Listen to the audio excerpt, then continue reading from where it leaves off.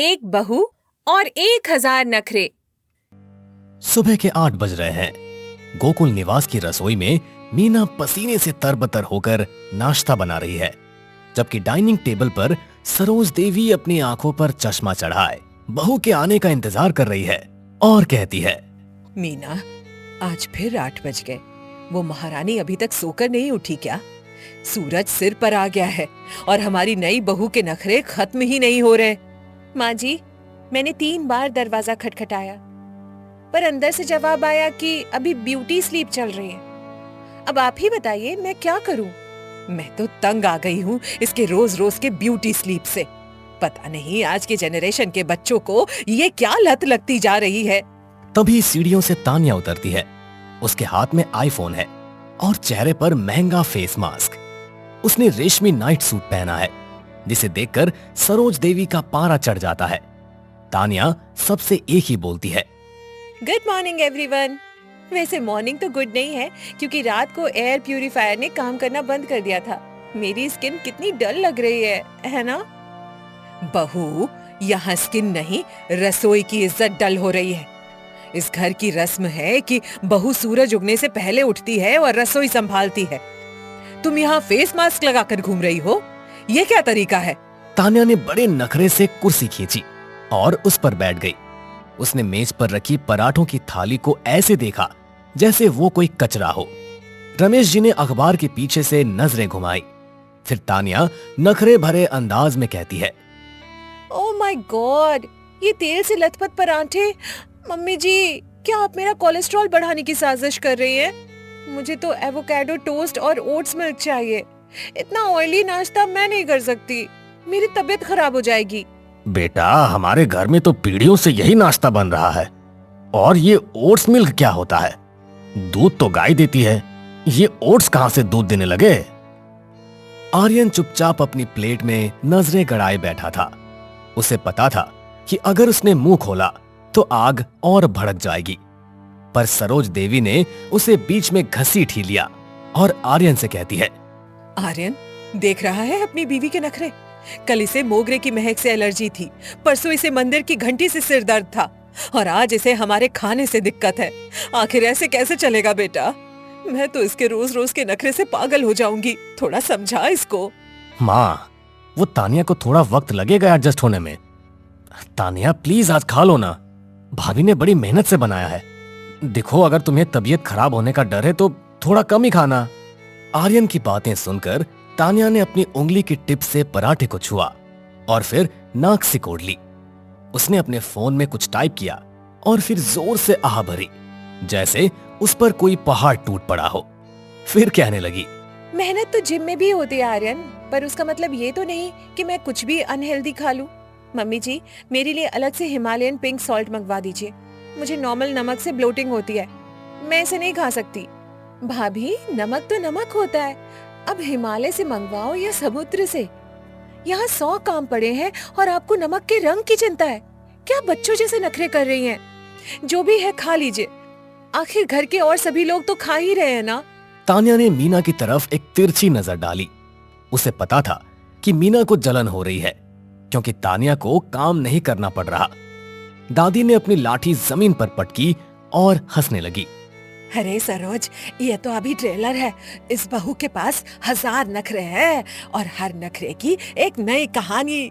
आज नमक गुलाबी चाहिए तो कल पानी भी नीले रंग का मांगेगी। और ढूंढो रंग बिरंगी बहू। हंसी मत माँ जी। बहू, आज दोपहर को पूजा है और तुम्हें साड़ी पहनकर बैठना होगा। ये नाइट सूट और फेस मास्क उतारो और तैयार हो जाओ। तानिया ने अपनी आंखों को गोल गोल घुमाया। उसे साड़ी पहनने के नाम से ही चिढ़ थी। ऊपर से भारी गहने पहनना उसे किसी सजा से कम नहीं लग रहा था। तानिया ने फटाक से जवाब दिया, साड़ी इन दिस वेदर? मम्मी जी, मेरा फैब्रिक सेंस बहुत सेंसिटिव है। मुझे सिर्फ प्योर शिफॉन चाहिए, वो भी पेस्टल कलर्स में। ये लाल पीले बनारसी साड़ी पहनकर मैं किसी जोकर जैसी लगूंगी। मैं नहीं पहन सकती। जोकर लगो या रानी, पहननी तो वही पड़ेगी जो मैंने निकाली है। और याद रखना, अगर पूजा में तुम्हारे नखरे शुरू हुए तो मुझसे बुरा कोई नहीं होगा। बहुत हो गई तुम्हारी नौटंकी। तानिया उठी और अपने कमरे की तरफ चल दी, पर जाते जाते उसने एक और बम फोड़ दिया। उसने मेज पर रखे पानी के गिलास को देखा और फिर उसे छोड़ दिया और पानी पर तंज कसते हुए बोली, वैसे मम्मी जी, क्या इस घर का पानी कॉपर चार्ज्ड है? अगर नहीं है तो मेरा डाइजेशन खराब हो सकता है। आर्यन, मेरे लिए मटके का नहीं, एल्कलाइन वाटर मंगा दो। आज से मैं वही पीऊंगी। तानिया, अब क्या पानी भी विदेश से मंगाऊं? चुपचाप जो मिल रहा है पी लो, वरना मां मुझे घर से निकाल देगी। सरोज देवी ने अपना सिर पकड़ लिया।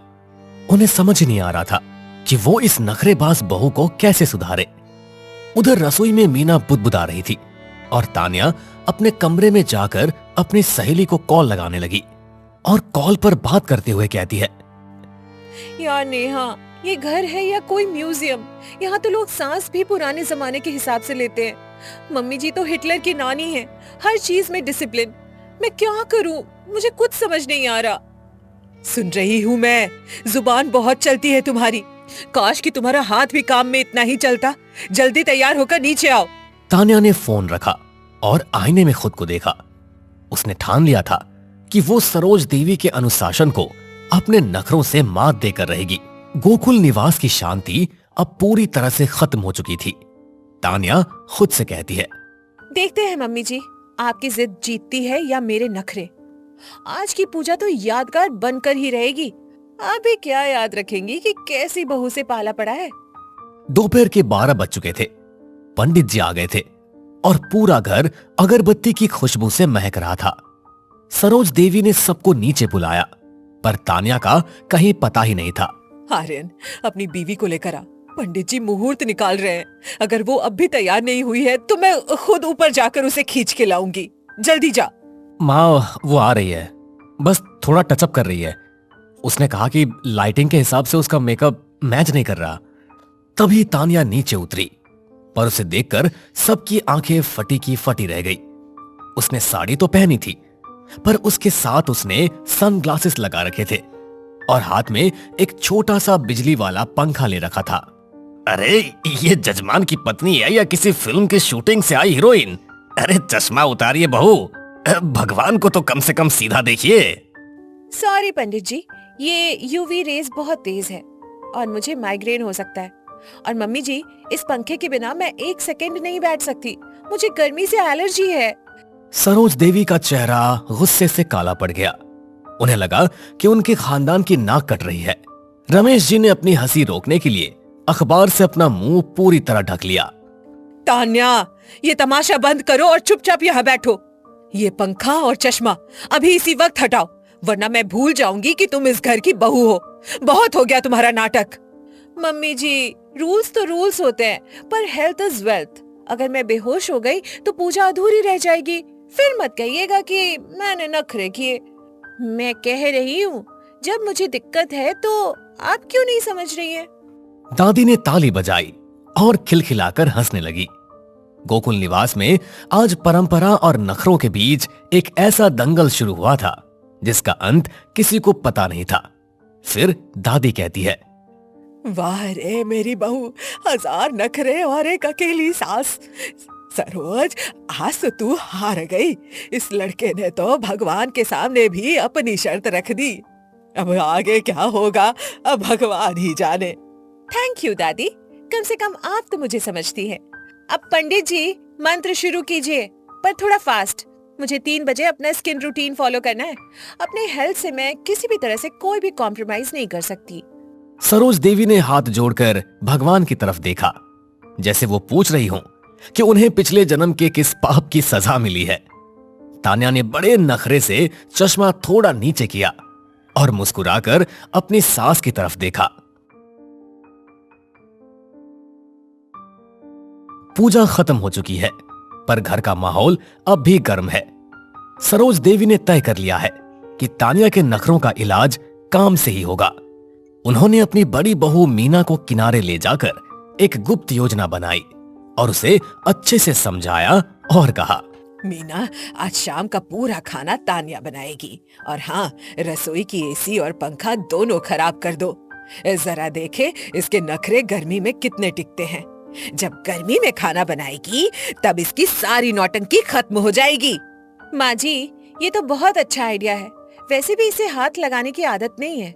आज आटे और पसीने में इसके स्किन का सारा ग्लो निकल जाएगा। तब समझ में आएगा कि काम करने और नखरे दिखाने में कितना अंतर होता है। शाम के 4 बज रहे हैं। तान्या अपने कमरे में नेटफ्लिक्स देख रही है। तभी सरोज देवी ने दरवाजा जोर से खटखटाया। उनके हाथ में रसोई की चाबियां थी और चेहरे पर एक विजयी मुस्कान। सरोज देवी तान्या से कहती है, बहू, आज मीना की तबीयत ठीक नहीं है और मेरे घुटनों में बहुत जोरों का दर्द हो रहा है। आज रात का खाना तुम्हारे हाथ का होगा। और सुनो, बाहर से ऑर्डर करने का सोचना भी मत, क्योंकि हमें बाहर का खाना खाने की आदत नहीं है। ओह गॉड, कुकिंग! मम्मी जी, किचन में तो मैं 1 सेकंड भी नहीं रुक पाऊंगी। मुझे आग की गर्मी से स्किन प्रॉब्लम हो जाती है। मेरी स्किन हीट सेंसिटिव है। डॉक्टर ने आग से दूर रहने को कहा है।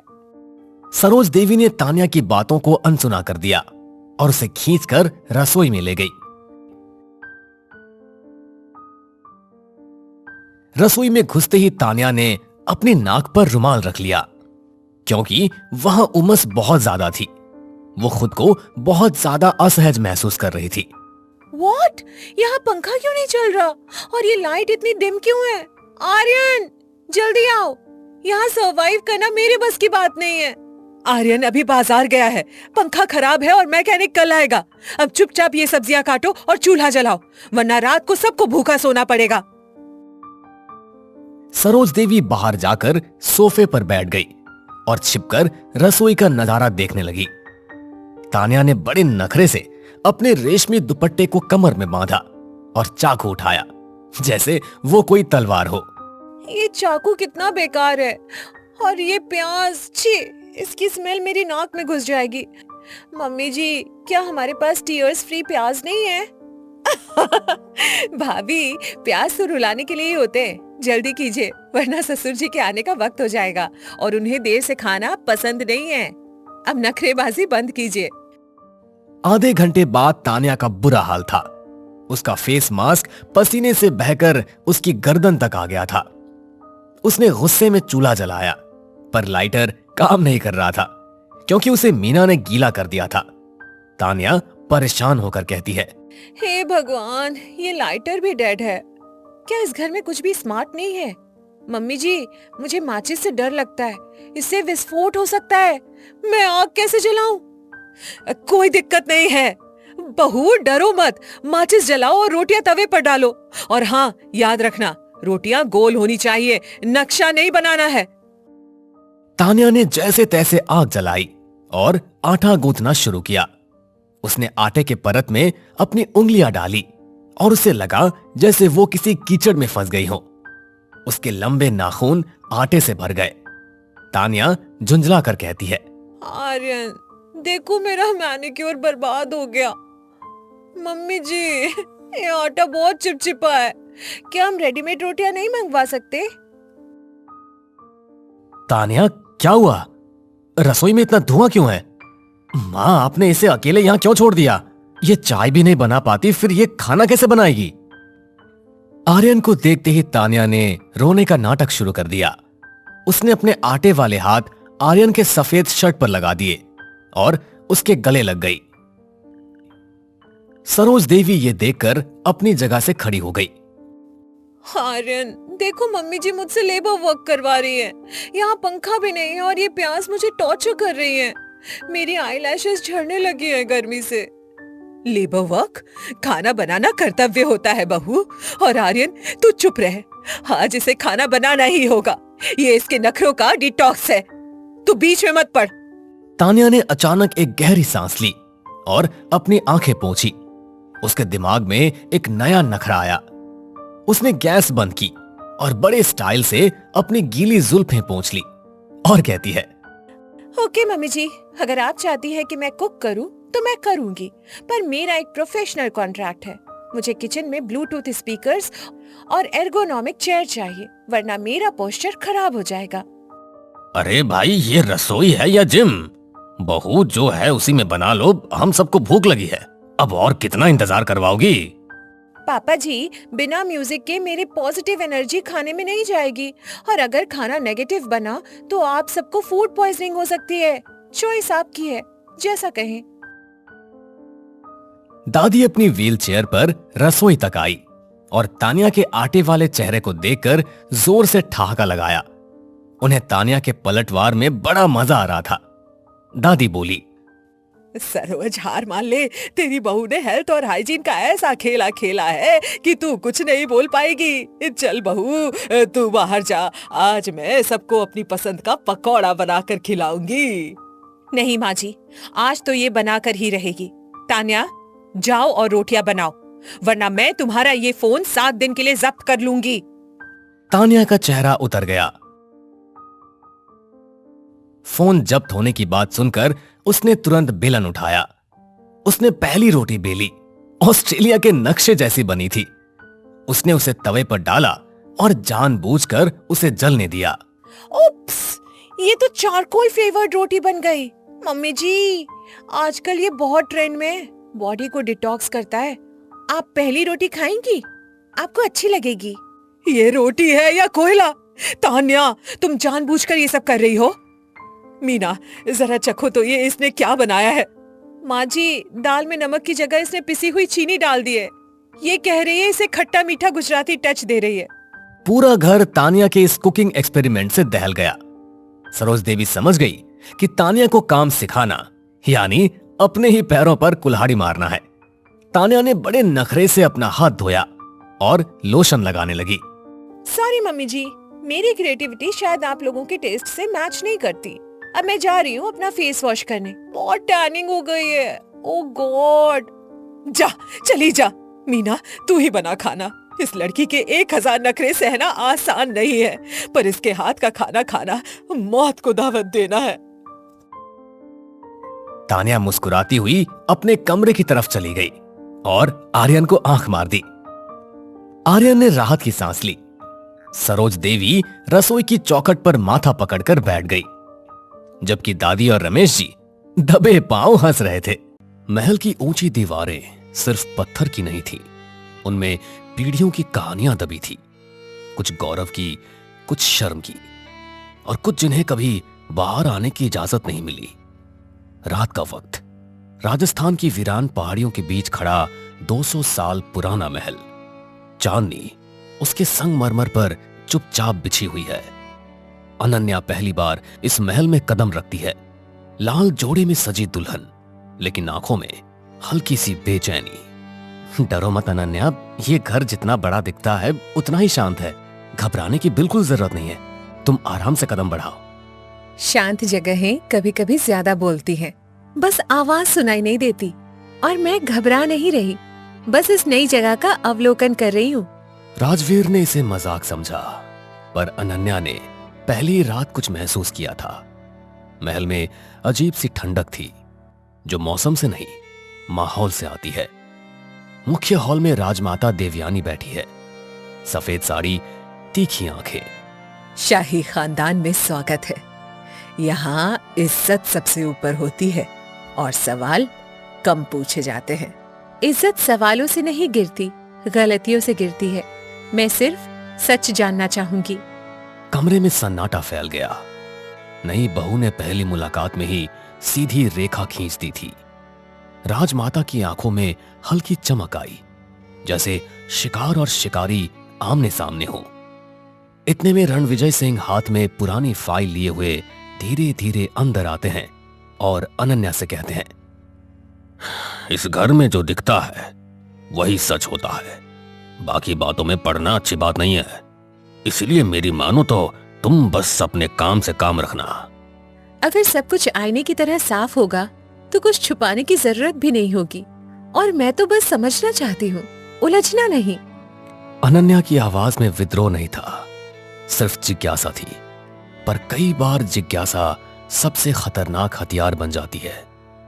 रात गहराती है और अनन्या अपने कमरे में अकेली बैठी है। कमरा आलीशान था, सुनहरे पर्दे, झूमर, भारी पलंग, पर एक कोना थोड़ा अजीब था। दीवार पर पुरानी तस्वीर थी जो टेढ़ी लटकी हुई थी। अनन्या पास जाती है और तस्वीर में एक औरत है जिसका चेहरा हल्का खरोंचा हुआ है। अनन्या उसे गौर से देखती है, तभी दरवाजे पर दस्तक होती है। मीरा अंदर आती है और अनन्या को देर रात तक जागते हुए देखकर वो कहती है, मालकिन, रात ज्यादा हो गई है। ये महल रात में जागता है। आप जल्दी सो जाइए। ये तस्वीर किसकी है और ये चेहरा क्यों खरोचा हुआ है? ये सब क्या है? किसने किया है? ये कौन है? मीरा का चेहरा पल भर के लिए सफेद पड़ जाता है। उसकी आंखों में डर साफ था, जैसे किसी ने पुराने घाव को अचानक कुरेद दिया हो। मीरा अनन्या से कहती है, कुछ तस्वीरें देखनी नहीं चाहिए और कुछ बातें पूछनी नहीं चाहिए, क्योंकि ये महल सब याद रखता है। और सच, क्या वो भी यहीं कहीं दबा है या किसी ने उसे हमेशा के लिए मिटा दिया है? इस तस्वीर के पीछे की सच्चाई क्या है? मुझे साफ साफ बताओ। ये कौन है? बस धीरे से तस्वीर सीधी करके कमरे से बाहर चली जाती है। दरवाजा बंद होने की आवाज असामान्य रूप से भारी लगती है। अनन्या अपने कमरे में अकेली रह जाती है। बाहर हवाएं तेज हो गई है। महल की गलियों में सीटी जैसी आवाज गूंजती है, जैसे कोई फुसफुसा रहा हो। नई बहू को लगा ये घर सिर्फ पत्थरों से नहीं बना, यहां जरूर कोई बड़ा रहस्य दबा है। अचानक नीचे से तेज आवाज आती है, किसी चीज के गिरने की। अनन्या बाहर निकलती है। लंबा अंधेरा गलियारा और दीवारों पर पूर्वजों की तस्वीर लगी हुई है। नीचे हॉल में राजमाता और रणविजय खड़े हैं। एक पुराना संदूक खुला हुआ है। राजमाता कहती है, ये फाइल यहाँ कैसे आई? मैंने इसे बंद करवाया था। किसने छुआ इसे? घर में नया कोई आया है और नई आंखें ज्यादा देखती है। अनन्या सीढ़ियों से उतर के वहां आती है। संदूक के अंदर पुराने अखबार और एक तस्वीर झलकती है, उसी औरत की जिसका चेहरा खरोंचा गया था। अनन्या उस तस्वीर को देखते ही कहती है, शायद सच खुद बाहर आना चाहता है। कितने सालों से इसे दबा कर रखा है? किसका नाम मिटाया गया है? मुझे तो लगता है कि इस महल की दीवारें जितनी ऊंची हैं और किसी बड़े रहस्य की साजिश के शिकार हैं। सच क्या है? बताइए मुझे। अनन्या, तुम्हारी जुबान बहुत चल रही है। इसके लिए अभी ये सही समय नहीं है। कुछ बातें बाद में समझ आती है। तुम जाओ यहां से। रणविजय की आवाज में घबराहट थी, जैसे वो कुछ जानता हो पर बोलने की हिम्मत नहीं कर पा रहा। अनन्या की बातों में कई सारे सवाल थे जो राजवीर और राजमाता की उलझनें बढ़ाने के लिए काफी थे। इस घर की इज्जत दांव पर है। पुरानी बातों को उठाना अच्छा नहीं होगा। वैसे भी तुम अभी नई नई इस घर में आई हो। तुम्हें इतना कुछ जानने की अभी कोई आवश्यकता नहीं। तुम अपने कमरे में जाओ। इज्जत सच से बनती है माँ जी, झूठ से नहीं। और अगर कुछ गलत हुआ है तो उसे छुपाने की क्या आवश्यकता है? जब सच सामने आएगा तभी तो उसका कुछ हल निकाला जा सकता है। अनन्या की बातों में निडरता थी। कमरे की हवा भारी हो गई। संदूक खुला हुआ था, फाइल आधी बाहर और सच बस एक कदम दूर। महल की दीवारें गूंज उठी, जैसे बरसों बाद किसी ने उनसे जवाब मांगा हो। तस्वीर का वो खरोंचा हुआ चेहरा सामने था। उसकी आंखें अब भी जैसे देख रही हों। शाही खानदान की चमक के पीछे एक साया खड़ा था और उस साये का नाम अभी किसी ने नहीं लिया था। महल की रातें लंबी होती है और लंबी रातों में सच अक्सर करवट बदलता है। संदूक बंद कर दिया गया था, पर सवाल अब खुल चुके थे। सुबह की हल्की धूप संगमरमर पर फैल रही है, पर महल के भीतर ठंडक वैसी ही है। अनन्या बालकनी में खड़ी है। राजवीर भी उसके बगल में खड़ा है। नीचे आंगन में राजमाता पूजा कर रही है। राजवीर अनन्या से कहता है, तुमने कल जो किया वो इस घर में कोई नहीं करता। अरे तुम्हें क्या जरूरत थी बीती बातों को उभारने की? कुछ बातें बस दबी रहने दी जाती है। दबी हुई चीजें सड़ने लगती हैं, फिर बदबू पूरे घर में फैलती है। मैं तो बस साफ हवा चलाने की कोशिश कर रही हूँ। राजवीर की आंखों में संघर्ष था। वो पत्नी का साथ देना चाहता था, पर खानदान की दीवारें उसके कंधों पर बोझ बनकर टिकी हुई थी। नीचे हॉल में रणविजय अखबार पढ़ रहे हैं, पर पन्ने पलट नहीं रहे। राजवीर, समझाओ अपनी पत्नी को। ये घर कोई अदालत नहीं है। पुराने मामलों को छेड़ना खतरनाक होता है। खतरनाक सच नहीं होता पापा, खतरनाक उसे छुपाना होता है। शायद बात साफ कर देना ही बेहतर हो। ये पहली बार था जब राजवीर ने पिता की आंखों में आंख डालकर जवाब दिया। महल की हवा हल्की सी बदल गई, जैसे किसी ने खिड़की खोल दी हो। अनन्या सीधे मीरा के कमरे की ओर जाती है। कमरा छोटा है पर सलीके से सजा हुआ है। आप जानती हैं वो औरत कौन थी? तस्वीर में जो चेहरा खरोचा गया, कृपया सच बताइए, मैं चुप नहीं रहूंगी। मालकिन, सच भारी होता है, उठाने की ताकत होनी चाहिए। वो तस्वीर राजवीर की बड़ी बुआ की है। कमरे में सन्नाटा पसर गया। राजवीर की बड़ी बुआ, जिसका नाम कभी इस घर में नहीं लिया गया, जैसे वो कभी थी ही नहीं। उनका नाम क्यों मिटाया गया? चेहरा क्यों खरोचा? क्या उन्होंने कोई अपराध किया था या उनका अपराध सिर्फ सच बोलना था? उन्होंने शादी से मना कर दिया था। वो किसी और से प्यार करती थी, खानदान की इज्जत के खिलाफ गई और फिर एक रात गायब हो गई। ये शब्द पत्थर की तरह गिरा। महल की दीवारें जैसे कांप उठी। इतिहास ने अपना पहला पन्ना खोला था। अनन्या की सांसें तेज हो जाती है। गायब मतलब उन्हें ढूंढा नहीं गया या ढूंढने की कोशिश ही नहीं हुई? खोज का नाटक हुआ था, पर असल में राजमाता ने उनका नाम लेना बंद कर दिया और धीरे धीरे सबने भूलना सीख लिया। भूलना आसान नहीं होता, पर जब सत्ता तय करती है तो यादें भी डर जाती है। महल की नींव में शायद एक चीख दबी थी। उसी वक्त दरवाजा खुलता है। राजमाता खड़ी है। मीरा, तुम्हें काम पर ध्यान देना चाहिए। पुरानी बातें दोहराने से कोई वापस नहीं आता।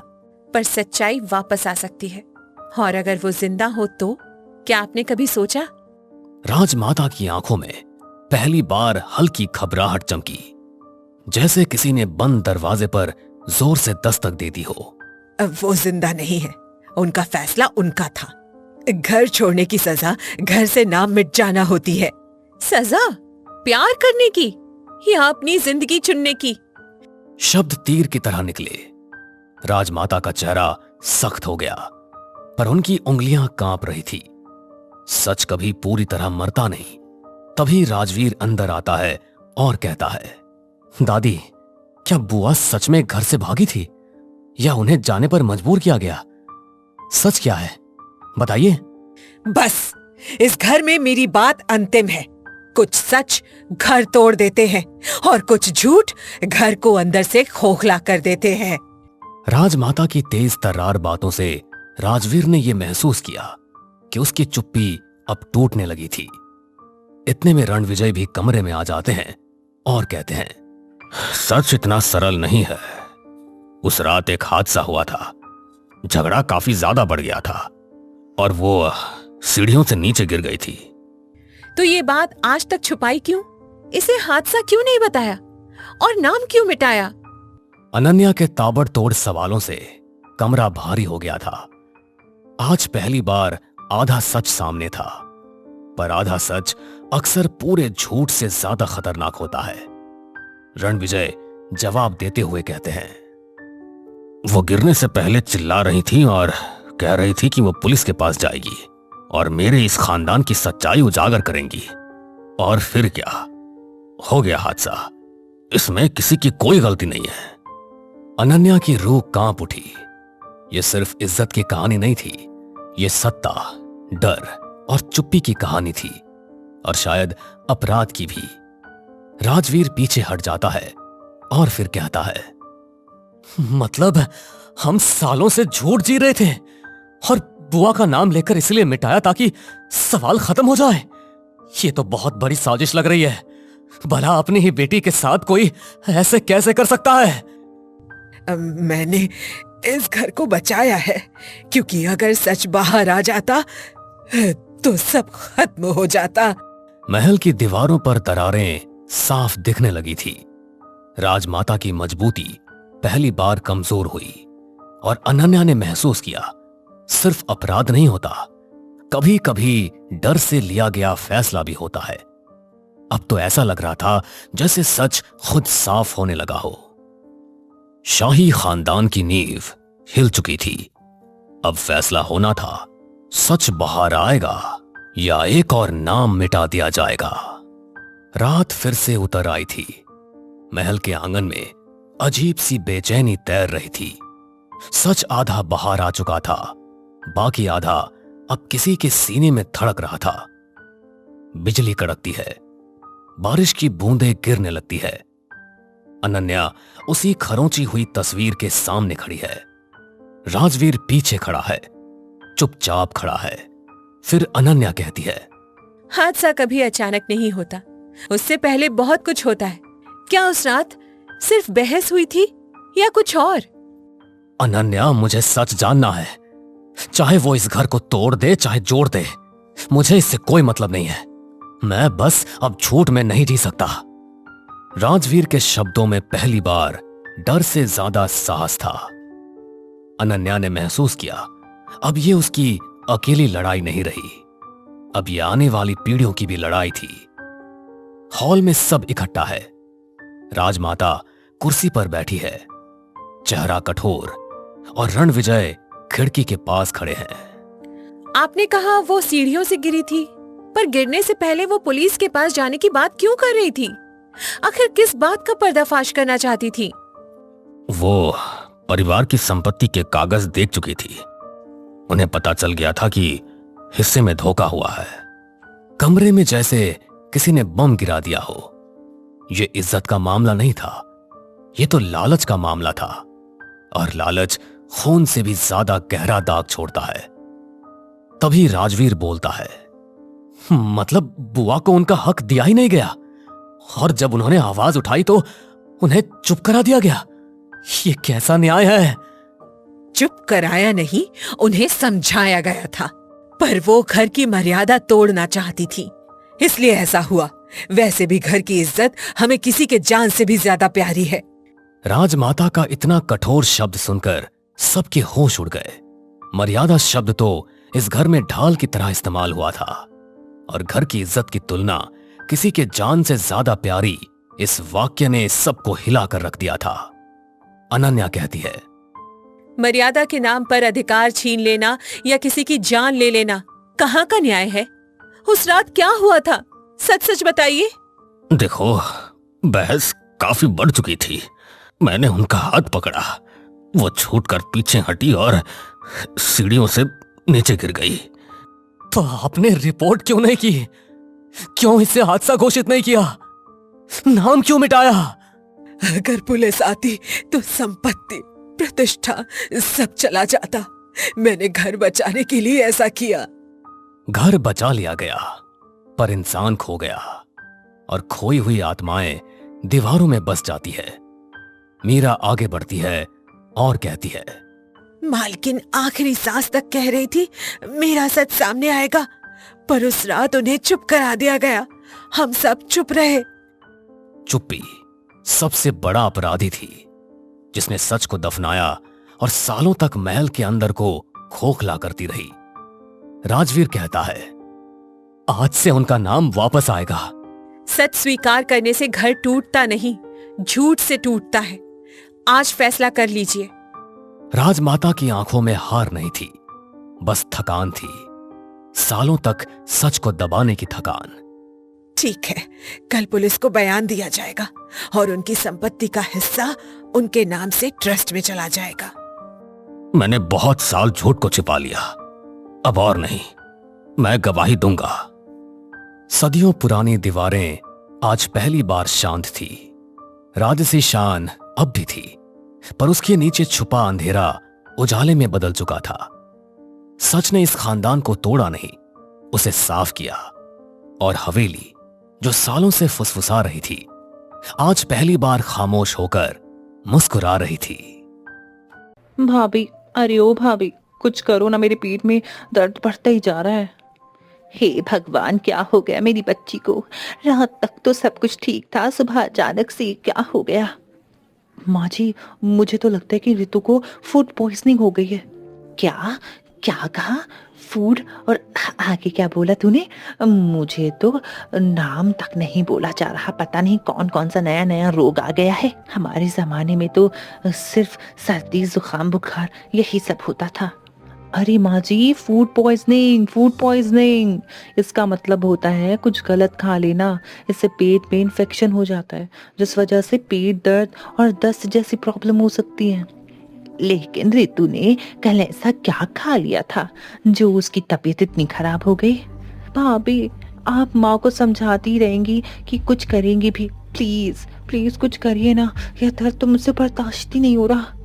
रितु, तुम चिंता मत करो, मैं अभी गर्म पानी में नींबू और सोडा मिलाकर तुझे देती हूँ। उसे पीकर ना तुम्हें थोड़ा आराम मिल जाएगा।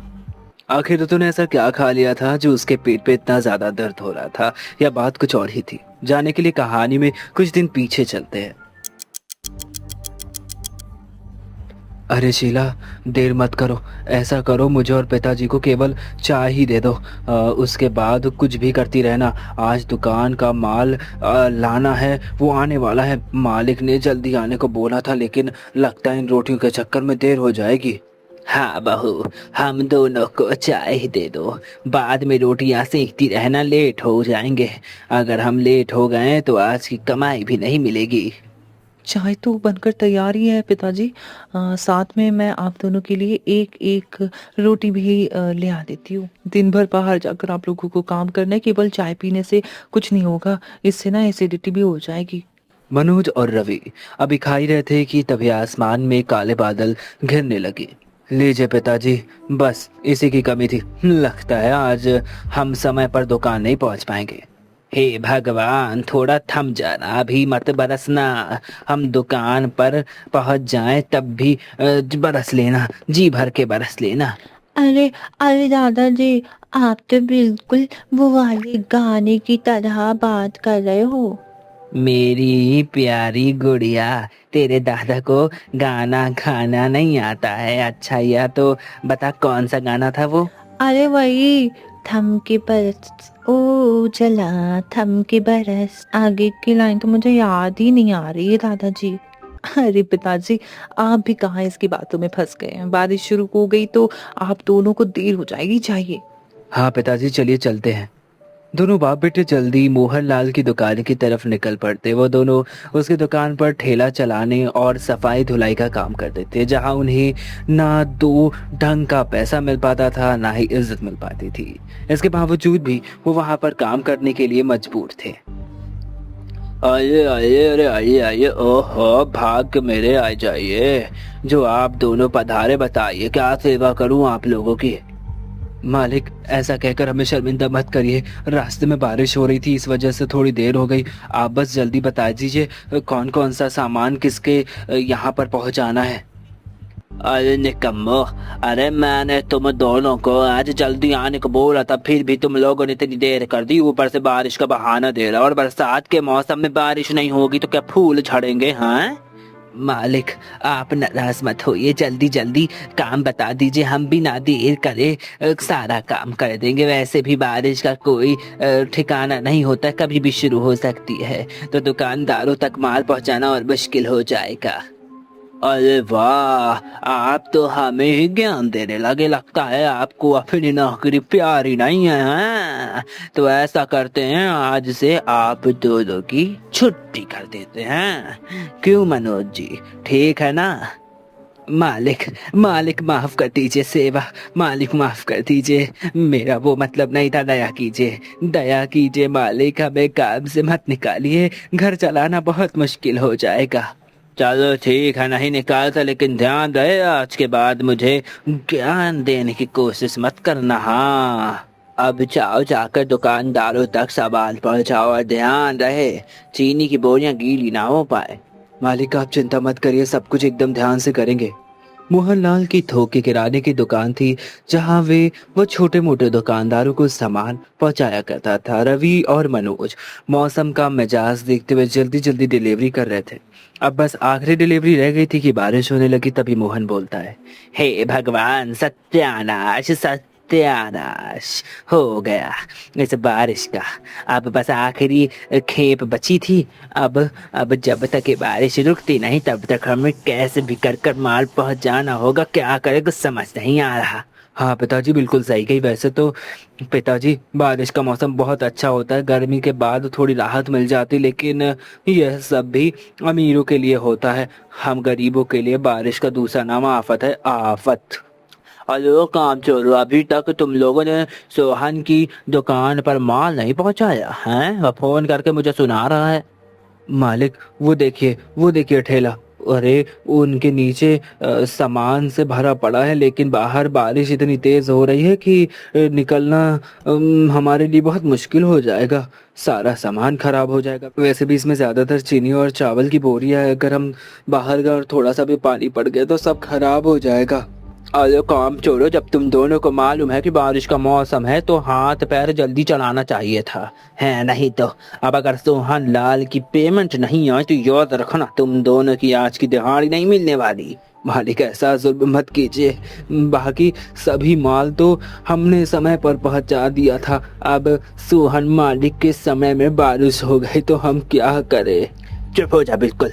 अरे चुप हो जा, ज्यादा से बात मत चला, थोड़ा दिमाग लगाओ और यह माल सोहन लाल तक पहुंचाओ। उसका कुछ जुगाड़ लगाओ, मैं नहीं जानता। हाँ बिल्कुल चिंता मत कीजिए। जब तक आज हम मोहन के मालिक के यहाँ सामान नहीं पहुंचा देते तब तक हम घर नहीं जाएंगे। आज बारिश रवि और मनोज के सब्र का इम्तिहान लेने पर उतारू थी, तो वहीं दूसरी तरफ घर में सभी की हालत बहुत खराब थी। अरे माँ जी, इस बारिश ने तो सब कुछ बर्बाद कर दिया। देखिए ना, जगह जगह में पानी टपक रहा है, पूरा चूल्हा खराब हो गया है। और तो और जो थोड़ा बहुत आटा बचा रखा हुआ था वो भी खराब हो गया, उसमें भी पूरा पानी मिल गया है। क्या करे बहू, तेरे ससुर और पति की कमाई भी तो इतनी नहीं होती कि बारिश में कुछ कर पाए, बारिश से पहले छत की मरम्मत कर पाए। हर साल यही सोचते रह गए, लेकिन कुछ हो ही नहीं पाया, कुछ समझ ही नहीं आ रहा है। अरे मम्मी, अभी ये गरीबी पुराना पढ़ने का समय नहीं है। जल्दी जल्दी हम सबको बाल्टी और बर्तन को पानी टपकने वाली जगह पर लगाना होगा, नहीं तो पूरा घर तालाब बन जाएगा। अरे बुआ, बन क्या जाएगा, ये तो ऑलरेडी बन चुका है। वह देखो उस तरफ मम्मी के मसालों के डिब्बे पानी में तैर रहे हैं। हे भगवान, क्या आफत है। एक तो यहाँ सामान खरीदने के पैसे नहीं, ऊपर से दूसरी तरफ इस टपकती छत की वजह से जो था वो भी बर्बाद हो गया। हे भगवान, अब हम क्या करें। अरे बहू, तब की बात तब सोचेंगे, अभी तो इस टपकते हुए पानी को रोकना होगा। तू ऊपर जाकर छत पर प्लास्टिक शीट डाल दे और ऋतु घर में जमा पानी बाहर निकाल। शीला छत पर जाकर प्लास्टिक सीट बिठाती है, तो वहीं दूसरी तरफ रवि और मनोज भी ठेले पर लदे हुए सामान को प्लास्टिक से अच्छी तरह से कवर कर लेते हैं। मालिक, लगता है यह बारिश आज नहीं रुकने वाली, इसीलिए हमने सामानों को अच्छी तरह से प्लास्टिक के कवर में पैक कर दिया। इसे पहुंचा रहे हैं, जा रहे हैं। इससे क्या होगा कि पानी अंदर नहीं जाएगा, कुछ भी सामान खराब नहीं होगा। और आप बिल्कुल निश्चित रहिए, थोड़ी देर बाद आप सोहन लाल से पैसे मांग सकते हैं। ठीक है, जल्दी जाओ, लेकिन ध्यान रहे सामान खराब नहीं होना चाहिए। हाँ, नहीं तो तुम्हारे पैसे कटेंगे। पिताजी, बारिश के कारण सड़कों की मिट्टी एकदम चिपचिपी हो गई है, बहुत फिसलन भरी मिट्टी हो गई है। आप ध्यान दीजिएगा, सही से चलिएगा, कहीं पैर ना फिसल जाए। अरे बेटा मेरी छोड़, तू अपना ध्यान रख। एक दूसरे से बातें करते हुए, एक दूसरे को संभालते हुए सोहन लाल का सामान पहुंचाकर वह वापस आ जाते। मालिक, हमने सारा सामान सोहन जी के पास पहुंचा दिया है, वो भी सही सलामत। अब आप हम दोनों को आज की दिहाड़ी दे दीजिए ताकि हम भी घर जा सके। मालिक, अगर हो सके तो थोड़ा चावल और दाल भी दे देते ताकि बारिश में दूसरी जगह से राशन न खरीदना पड़े। क्यों रे रवि, मेरा गोदाम तुझे धर्म खाता नजर आता है क्या? हाँ, जो कभी आटा नहीं तो कभी चावल मांगता रहता है। नहीं मालिक, मैं तो बस यूं ही कह रहा था। यदि संभव नहीं है तो रहने दीजिए। मोहनलाल से 200 की दिहाड़ी के सिवा दोनों बाप बेटों को कुछ नहीं मिलता है। बेटा, आज तो बड़ी देर हो गई, घर पर सभी लोग राह देख रहे होंगे, जल्दी जल्दी कदम बढ़ाने होंगे। सब्जियां और किराने का सामान भी तो लेना है। पिताजी, इन 200 रुपए में हम क्या क्या ले पाएंगे, मुझे तो कुछ समझ में नहीं आ रहा है। भगवान ने हमें जन्म देकर कोई गलती तो नहीं करती है। बेटा हिम्मत नहीं हारते, जीवन में संघर्ष ही संघर्ष भरा पड़ा है। बस हमें अपने कर्मों पर ही रहना, अपने कर्म अच्छे करना, बाकी ऊपर वाला तो देख ही रहा है, सब उस पर छोड़ दे। बहू थोड़ी चाय बना दे, थोड़ी थकान हो रही है आज। जी पिताजी, आप दोनों कपड़े बदल लीजिए, तब तक मैं चाय बना देती हूँ। अरे रितु, आज छत से पानी टपकने लगा था क्या? हाँ पापा, हमारा घर मिनी स्विमिंग पूल बन गया था, जिसमें मम्मी के मसाले के डिब्बे भी स्विमिंग कर रहे थे। अरे मेरे प्यारे बच्चों, अपने दादाजी को भी बताओ आज तुमने क्या क्या किया। दादाजी मैं बताता हूँ। आज इस पिंकी ने अपनी कॉपी के पन्ने फाड़ कर नाव बनाई थी। उससे ना जमे पानी में, घर में जो पानी जम गया था ना, उसमें डालकर खेल रही थी। इसे समझा दादाजी, कॉपी के पेज कोई बर्बाद ना करा करे। अरे दादाजी, बस एक ही पेज फाड़ा था। ये मोनू का बच्चा कब से सभी से ही शिकायत लगा रहा है। सभी आपस में बातें कर रहे थे, तभी दरवाजे पर दस्तक होती है। तू रहने दे बहू, मैं जाकर देखती हूँ इतनी रात गए कौन आया है। अरे कांता जी, आप इतनी रात गए, कहीं कुछ काम है क्या? अरे भाई, काम वाम क्या था, वह तो मैं तुम्हारे लिए छोले लेकर आई थी। सुबह बहू ने छोले भटूरे बनाए थे तो काफी छोले बच गए, तो मैंने सोचा तुम्हें भी दे दूं। हाँ। अरे कांति जी, इसकी क्या जरूरत थी, हमारे घर में खाना बन चुका है, आपने आने में थोड़ी देर कर दी। अरे सावित्री जी, वैसे भी तेरे घर में क्या ही बना होगा, वही सूखी रूठी रोटियां बनी होंगी और वही दाल। ये ले, सभी को थोड़ा थोड़ा खिला देना, थोड़ा मन बदल जाएगा। कांता जी जिद की वजह से सावित्री को छोले लेने पड़ते हैं। अरे माँ, यह कांता आंटी क्या करने आई थी यहाँ? कुछ नहीं बेटा, बस हमारा मजाक उड़ाने आई थी। उसे मालूम है कि हमारे घर में अभी इतने सारे लोग हैं, फिर भी इस छोटी सी कटोरी में छोला लेकर आई है। वाह वाह, और ये भी बासी बदतमीज औरत। जाने दो ना सावित्री, दूसरों के कारण अपना मूड क्यों खराब करना। हाँ नहीं तो, और वैसे भी भले ही हम गरीब हो, लेकिन हमने आज तक कभी किसी को बासी खाना नहीं खिलाया और ना खुद खाया, और बचा हुआ खाना भी नहीं खाया है। हाँ पिताजी, बरसात के मौसम में तो ताजा ताजा खाना ही सही रहता है, वरना बीमारी की चपेट में आने का डर रहता है। चलिए, आप सभी, काफी देर हो गई है, अब खाना खा लीजिए। सभी खाना खाने बैठ जाते, लेकिन बच्चे खाना देखकर मुंह नाक सिकोड़ने लगते। तभी पिंकी बोलती है, क्या मम्मी, यह तो लौकी की सब्जी है, मुझे लौकी नहीं पसंद। हाँ मम्मी, मुझे भी लौकी नहीं पसंद, लेकिन कोई बात नहीं, मैं खा लूंगा।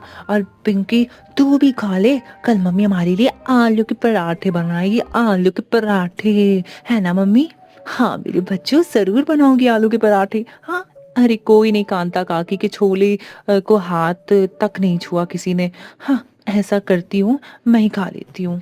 रितु चुपके से जाकर कांता के लाए हुए छोले खा लेती, लेकिन छोले बासी होने के कारण उसे फूड पॉइजनिंग हो जाती है और अगले दिनों से पेट दर्द होने लगता है, उल्टियां भी होने लग जाती हैं और वो परेशान रहती है। तभी रितु बोलती है, भाभी, अरे ओ भाभी यार, बहुत तेज दर्द हो रहा है, कुछ करो ना, मेरे पेट में बहुत दर्द हो रहा है, बढ़ता ही जा रहा है। हे भगवान, क्या हो गया मेरी बच्ची को? कल रात तक तो बिल्कुल ठीक थी, आज अचानक सुबह क्या हो गया? माँ जी, मुझे लगता है कि रितु को फूड पॉइजनिंग हो गई है। अरे क्या बोला तूने, फूड पॉइजनिंग? अरे भाई, इसका क्या मतलब होता है, समझ ही नहीं आ रहा। हमारे जमाने में तो सर्दी जुकाम बुखार यही सब हुआ करता था। अरे माँ जी, फूड पॉइजनिंग का मतलब कुछ गलत खा लेना, उससे होता है ये ना, पेट में इन्फेक्शन हो जाता है, जिस वजह से पेट में दर्द होने लगता है, दस्त होने लगती है। भाभी, बहुत तेज दर्द हो रहा है, माँ को समझाती रहोगी कि कुछ करो भी प्लीज जल्दी से कुछ करिए ना, बहुत दर्द हो रहा है, बर्दाश्त ही नहीं हो रहा है दर्द मुझसे। रितु तुम चिंता मत करो, मैं अभी गर्म पानी में नींबू और सोडा मिलाकर लाती हूँ, उसे पीकर तुम्हें थोड़ा आराम मिल जाएगा। वह सब तो ठीक है, लेकिन तू मुझे बोल रही थी गलत खाना, आखिर इसने क्या खा लिया? वो माँ, मैंने कांता काकी के लाए हुए वो छोले खा लिए थे। रितु, क्या तू छोटी बच्ची है तो तुझे अपने कुछ पता नहीं है, तुझे अपनी जीभ में कंट्रोल नहीं है? अरे अब बता रही है तू, पिता और भाई काम पर चले गए, अब तेरे लिए दवाइयाँ कौन लाएगा है? और वो भी तू सोच, दवाइयों के पैसे कहाँ से आएंगे? क्या करूँ इस लड़की का, मुझे तो कुछ समझ नहीं आ रहा। माँ जी आप परेशान मत होइए, मैंने रितु को नींबू सोडा का पानी दे दिया है, थोड़ी देर बाद ना उसका दर्द सही हो जाएगा, उससे राहत मिल जाएगी। नींबू सोडे का पानी पीकर रितु को थोड़ा सा आराम मिलता है। वहीं दोनों बच्चे बाहर खेलने में जिद करने लगते हैं। तभी मोनू, मम्मी मम्मी मैं और पिंकी बाहर खेलने के लिए जा रहे हैं। ठीक है बच्चों जाओ खेलो, लेकिन ध्यान रखना बारिश बहुत तेज है, अगर तेज बारिश हो गई तो अंदर आ जाना, ठीक है। दोनों बच्चे बाहर खेल ही रहे थे कि तभी कांता जी के घर के बच्चे भी बाहर निकल आते। आ जाओ आ जाओ आ जाओ भैया, आ गया है, आ गया भाई, आपकी गली में गर्मा गर्म छोले भटूरे वाला आ गया। अरे भाई एक बार खाओगे तो बार बार बुलाओगे। हाँ, आपका अपना गोपाल छोले भटूरे वाला। अरे रिंकी देख ना, छोले भटूरे वाला आया है। अरे दीपू, कल ही तो मम्मी ने छोले भटूरे बनाए थे, आज फिर से। हाँ रिंकी, मैं तो ये छोले भटूरे खाने के लिए एकदम पागल हूँ, मुझे बहुत स्वादिष्ट लगते, एकदम मुलायम और फूले फूले हैं भटूरे, देख मजा आ जाएगी। क्या कहा? छोले भटूरे वो क्या होते हैं? तुम्हें छोले भटूरे नहीं पता? अरे जाकर अपनी मम्मी से पूछो, वह तुम्हें बताएंगी कि छोले भटूरे क्या होते हैं। अरे पिंकी, कल रात दादी तुम सबके लिए छोले लेकर गई थी ना, तुमने नहीं खाए क्या? तुम्हारी दादी ने तो सुबह सब बचा हुआ जो छोला था वो ला कर दिया था, और हम सब बासी खाना नहीं खाते हैं। अरे शुक्र मनाओ कि तुम्हें हम लोगों ने वो बासी वाला छोला दे दिया, वरना तुम्हें तो कुछ नहीं मिलता। ऐसी तुम्हारी औकात नहीं कि तुम छोले भटूरे खाओ। चलो रिंकी, हम दोनों चलते हैं, बड़े आए बासी खाना नहीं खाने वाले गरीब कहीं के। भैया भैया, तुमने दीपू से गुस्से में क्यों बात की? देखा वो दोनों अपने घर चले गए। कोई बात नहीं पिंकी, मैं हूं ना, तू मेरे साथ खेल। वैसे भी पिंकी, अब हमें भी घर चलना चाहिए और गर्मा गर्म आलू के पराठे खाने चाहिए। चलो चलकर खाते हैं। लेकिन भैया, मुझे तो इस ठेले वाले के छोले भटूरे खाने हैं, देखो ना कितनी अच्छी खुशबू आ रही है। पिंकी अंदर चल। अरे बच्चों, खेल लिया तुम दोनों ने, अब आ जाओ जल्दी से, आकर खाना खा लो। दादी दादी, मुझे छोले भटूरे खाने हैं। बाहर गली में ठेले वाला आया है, उसके ठेले में ना बहुत स्वादिष्ट अच्छी अच्छी कुछ पुशियारी, मुझे वही खाना है। अरे बेटा, बरसात में बाहर का खाना नहीं खाते, नहीं तो रितु बुआ की तरह तुम्हारा भी पेट खराब हो जाएगा, है ना, दर्द होने लगेगा। माँ माँ दादी बाहर का खाना खाने को मना कर रही हैं, मुझे बाहर का खाना खाना है, तो मेरे लिए घर पर ही छोले भटूरे बना दो फिर। दीपू और रिंकी की मम्मी ने भी कल बनाए थे, तुम तो हमारे लिए कुछ नहीं बनाती हो, केवल दाल चावल रोटी सब्जी यही बनाती रहती हो। पिंकी, तेरी जुबान आजकल बहुत ज्यादा चलने लगी है, चुप हो जा चुप हो जा, जो बनाए चुपचाप खा ले, वरना 2 घंटा लगाऊंगी, एक थप्पड़ मारूंगी जोर का, सारा जिद करना निकल जाएगा। मार लो थप्पड़, नहीं मार लो आप मुझे थप्पड़, लेकिन मुझे छोले भटूरे ही खाने हैं, मुझे छोले भटूरे ही खाने हैं। शीला गुस्से में पिंकी को एक चाटा जड़ देती है, जिसके बाद पिंकी और सोनू चुपचाप खाना खाते। वही दूसरी तरफ मोहनलाल के गोदाम में रात हो गई थी। रात हुई, बारिश की वजह से सब कुछ बर्बाद हो चुका था, पानी भर चुका था। तभी मोहनलाल चिल्लाते हुए बोलता है, अरे अभी तुम दोनों बाप बेटे थोड़ा जल्दी जल्दी हाथ चलाओ, नहीं तो सभी बोरियां शाम होने वाली है भाई, पहले दूसरे गोदाम में पहुंच जानी चाहिए। हाँ मालिक, आप चिंता मत करिए, हम काम जल्दी करेंगे।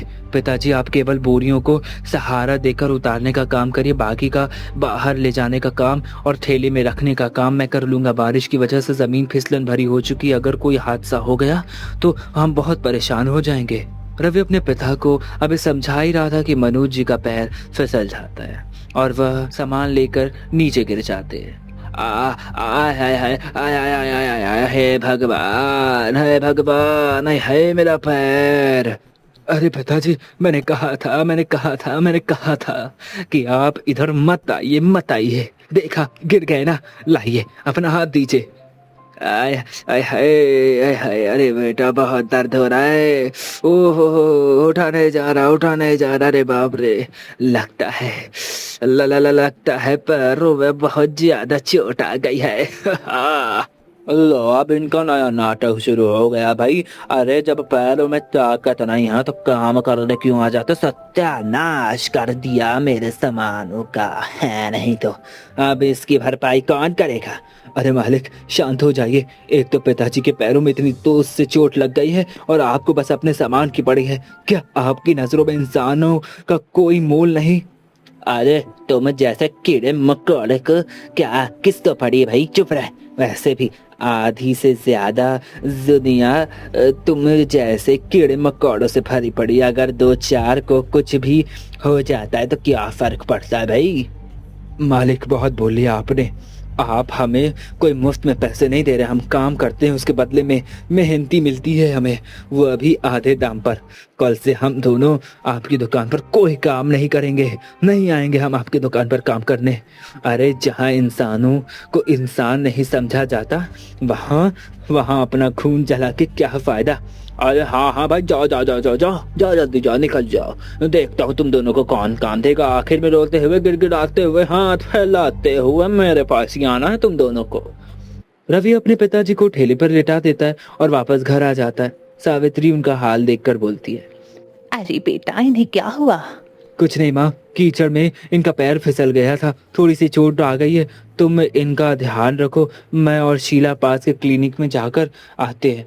शीला, मैंने माँ से कहने को तो कह दिया कि पास के क्लिनिक में जाते हैं, लेकिन पैसे नहीं है, मैं क्या करूँ कुछ समझ नहीं आता। क्यों, क्या हुआ? आज आप दोनों की दिहाड़ी नहीं मिल पाई?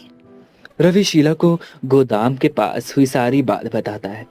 आप लोग चिंता मत कीजिए, मेरी एक दोस्त नर्स है, वो पास की क्लिनिक में काम करती है, हम वहाँ चलते, हो सकता है वो कुछ मदद कर दे।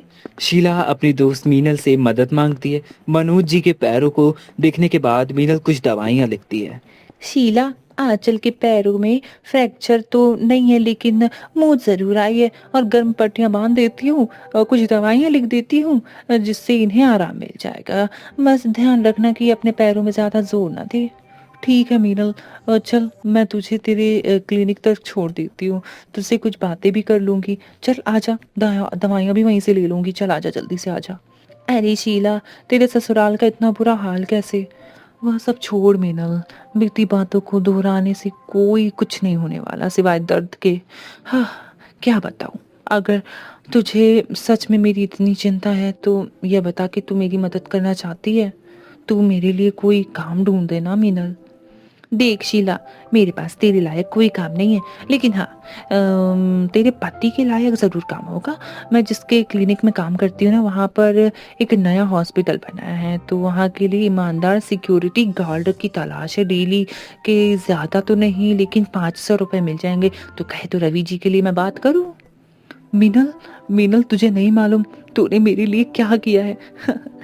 तेरा ये एहसान मैं कभी नहीं भूलूंगी। चल अच्छा ठीक है, ज़्यादा सेंटी मत हो। मैं तेरे सामने ही डॉक्टर सर से बात करके देखती हूँ, रवि जी के बारे में नौकरी पक्की करवाती हूँ। उसके बाद हम दोनों दोस्त मिलकर छोले भटूरे खाएंगे। वैसे भी बरसात के मौसम में छोले भटूरे खाने का तो मज़ा ही कुछ और है। मीनल अपने क्लिनिक में बात करके रवि की नौकरी पक्की करवा देती है। अरे वाह शीला, सर ने रवि जी को कल ही आने के लिए बोल दिया है। अब तो तेरी सारी टेंशन खत्म है। अब चल सामने ठेले से चलकर छोले भटूरे खाते हैं। नहीं मीनल, तू खा ले, मेरा मन नहीं है। शीला क्या बात है, तुझे छोले भटूरे तो बहुत पसंद है, आखिर क्या बात हो गई जो तू मना कर रही है? अब तुझसे क्या छुपाना, वो बात कुछ ऐसी कि घर में काफ़ी दिनों से बच्चों को छोले भटूरे खाने हैं। वो बहुत जिद करे, लेकिन पैसे की तंगी की वजह से मैं बना ही नहीं पा रही हूँ। ऐसे में कैसे भी करके मुझे, हाँ ये क्या ही कर सकती हूँ, मैं नहीं खा सकती छोले भटूरे जब तक मेरे बच्चे नहीं खाएंगे। तो यह बात है। अच्छा सुन, पहले हम दोनों दुकान से मैदा, चने और तलने के लिए तेल खरीदेंगे, ताकि तू आज रात अपने बच्चों के लिए छोले भटूरे बना सके। उसके बाद तू मना नहीं करेगी, ठीक है? लेकिन मीनल तू इतना सब कुछ, अरे बुद्धू, तेरे बच्चों का मुझसे भी कोई रिश्ता है ना। शीला की आंखों में खुशी के आंसू आ जाते हैं। वह सामान लेकर घर आती है, सभी को और रवि की नई नौकरी के बारे में बताती है और चने फूलने के लिए पानी में डाल देती है। तभी शीला बोलती है, पिंकी, मोनू, आज मैं तुम सबके लिए छोले भटूरे बनाऊंगी।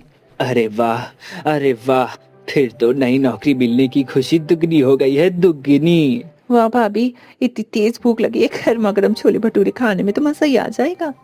हाँ बहू, रवि को और रितु बिल्कुल सही कह रहे हैं। हाँ, नई नौकरी मिलने की खुशी में और बरसात में छोले भटूरे का तो मजा ही कुछ और है। आज शीला के ससुराल में सभी बहुत खुश थे। रात होती है, पूरा परिवार एक साथ बैठकर छोले भटूरे खाता है। अरे वाह, बहुत बहुत बहुत अच्छे बनाए हैं। वाह, तुम्हारे हाथों में तो साक्षात अन्नपूर्णा माँ है। उनका ही वास है। कितने स्वादिष्ट छोले भटूरे बनाए हैं, मजा ही आ गई।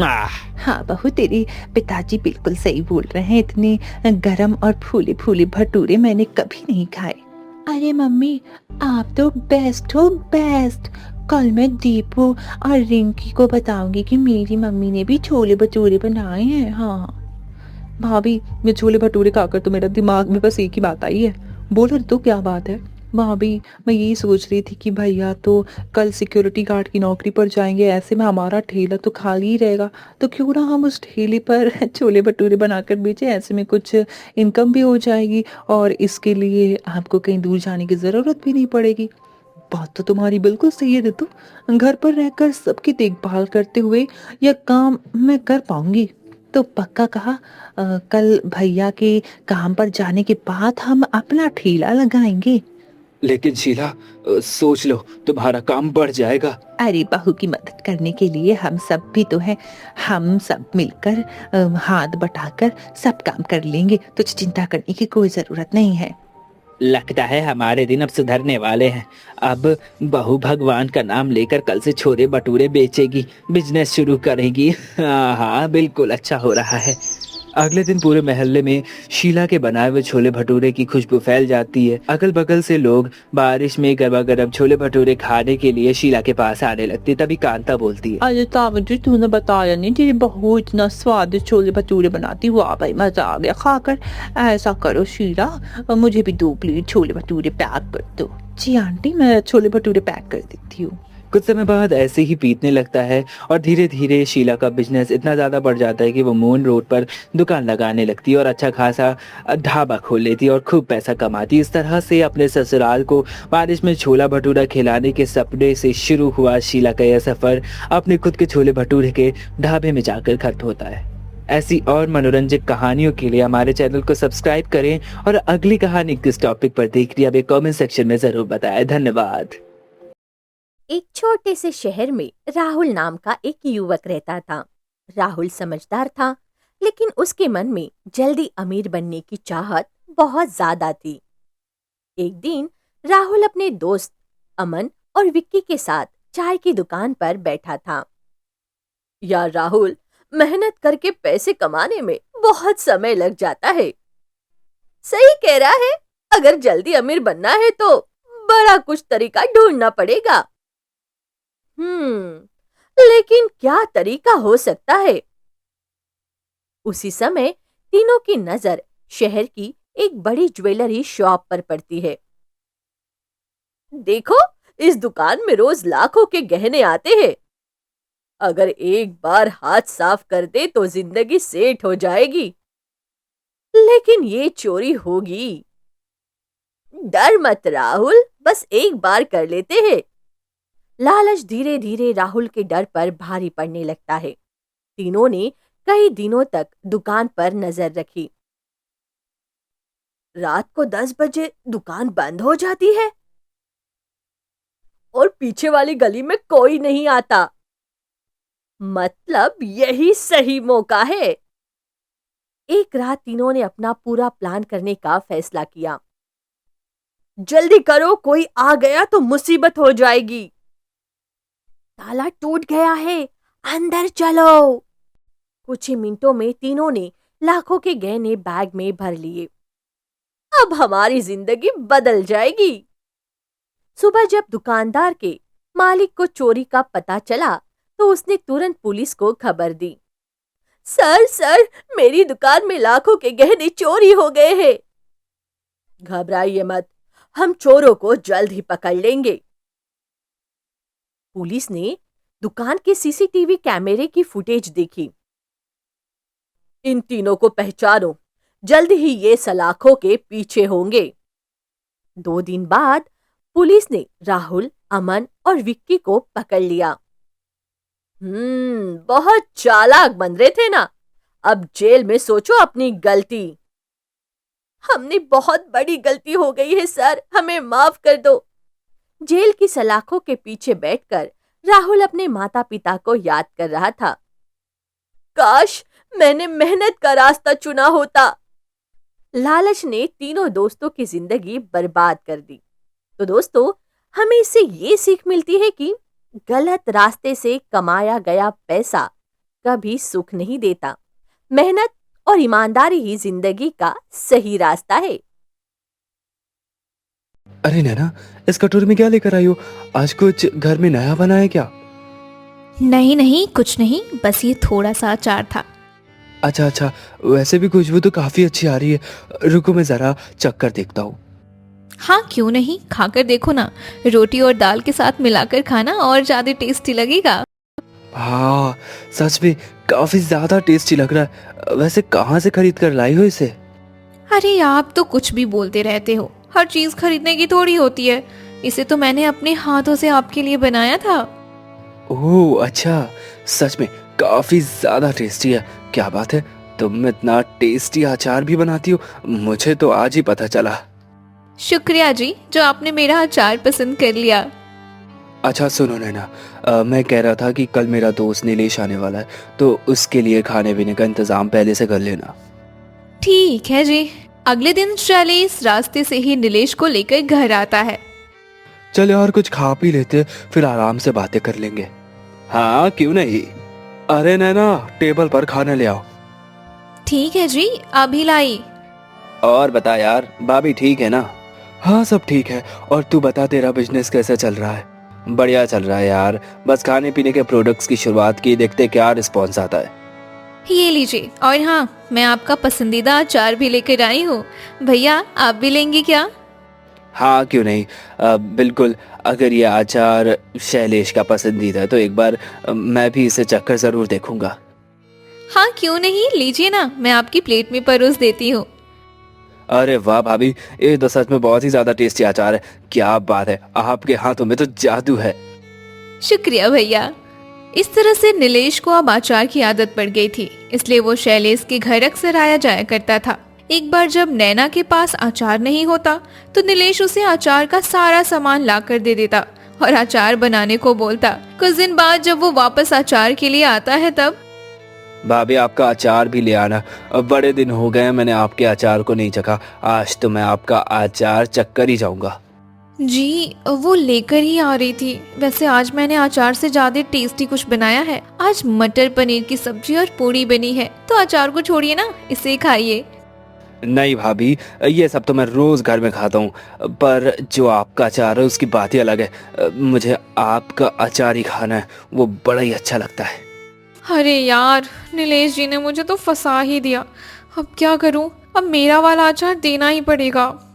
अरे क्या हुआ भाभी जी, जल्दी करो ना, मुझे आपके अचार की तलब हो रही है।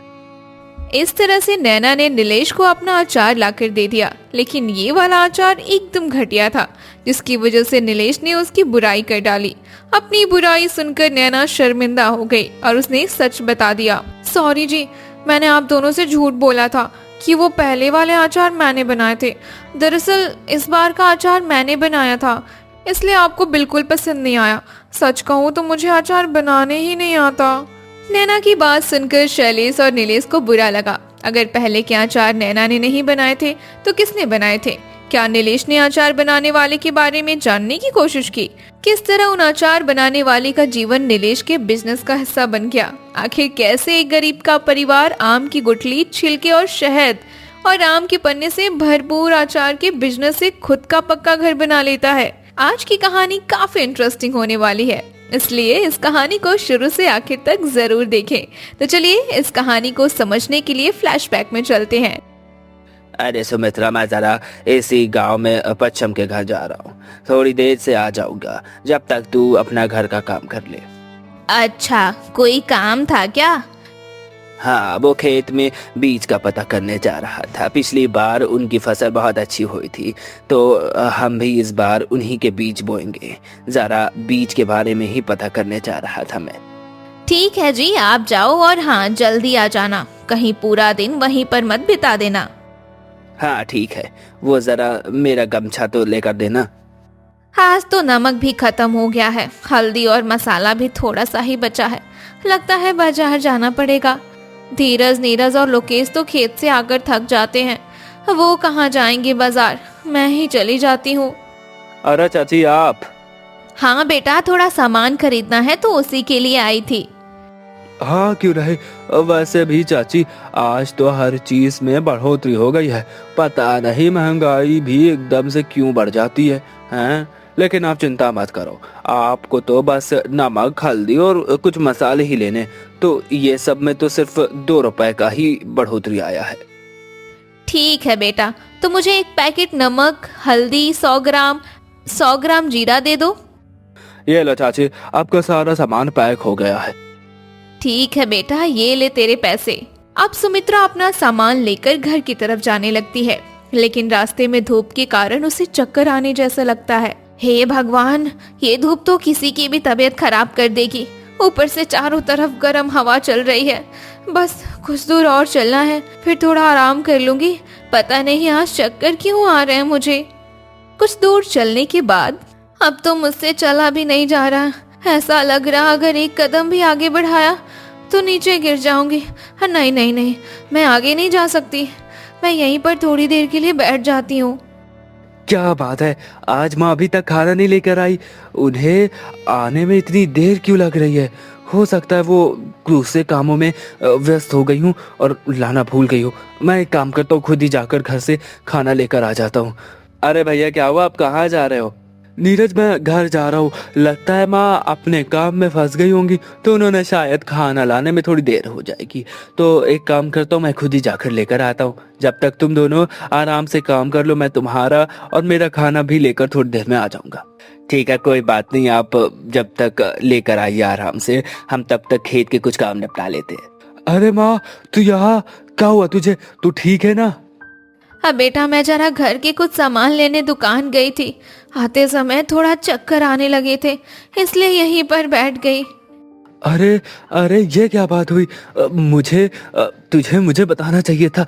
गर्मी इतनी बढ़ गई है और बाहर बहुत तेज धूप है। तेरा इस उम्र में धूप में यूं आना जाना बिल्कुल भी ठीक नहीं है। अगर कुछ सामान लाना होता है तो हमें बता देती, कल सुबह हम खरीद लाते। अच्छा चल वो सब छोड़, चल मैं तुझे पकड़ा कर ले चलता हूँ। चल चल, हाँ हाँ आराम से चल।